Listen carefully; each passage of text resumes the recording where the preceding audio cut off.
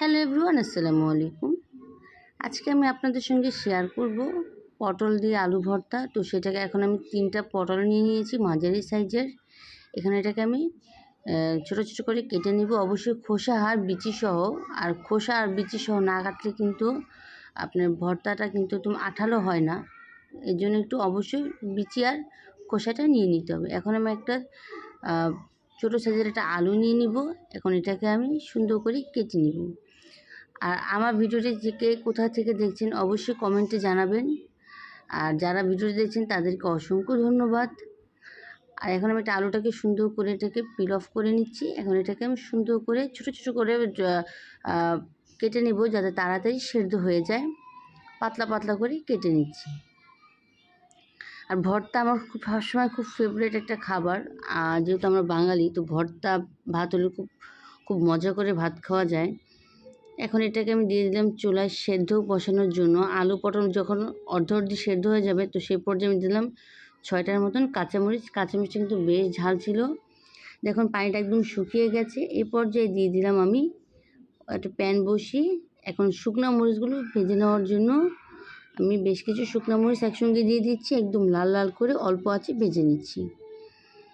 আর এটাকে আমি শিলনোড়ায় বাটবো। আপনারা চাইলে এটাকে ব্লেন্ডার বা পিষনি দিয়ে পিষিয়েও নিতে পারেন, কিন্তু আমার কাছে শিলনোড়ায় বেটে ভর্তা করলে সেই ভর্তাটা খেতে দারুণ লাগে। এখন আমি দিয়ে দেবো হচ্ছে মোটা মোটা করে পেঁয়াজ আর হচ্ছে রসুন কুচি। আর এখন দিয়ে দেবো হচ্ছে গিয়ে কুচি করা পেঁয়াজ কুচি। আর কুচি করার পেঁয়াজটা হচ্ছে গিয়ে দেওয়ার কারণ হচ্ছে গিয়ে অল্প আছে এটার সঙ্গে একদম বাদামি কালার করে ভাজা হয়ে যাবে। আর মোটাগুলো একটু হালকা ভাজা হলেই চলবে, যাতে পানিটা ড্রাই হয়ে যায়।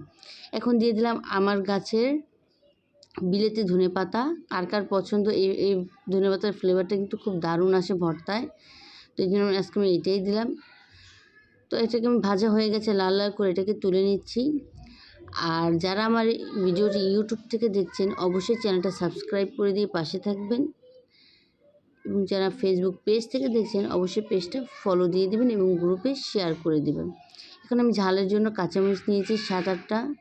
এখন এটাকে আমি সুন্দর করে আগে আমি এটাকে বেটে নিচ্ছি। এটা যখন বাটা হয়ে যাবে, তো এই পর্যায়ে দিয়ে দিলাম ভেজে রাখা আলু আর পটলগুলো।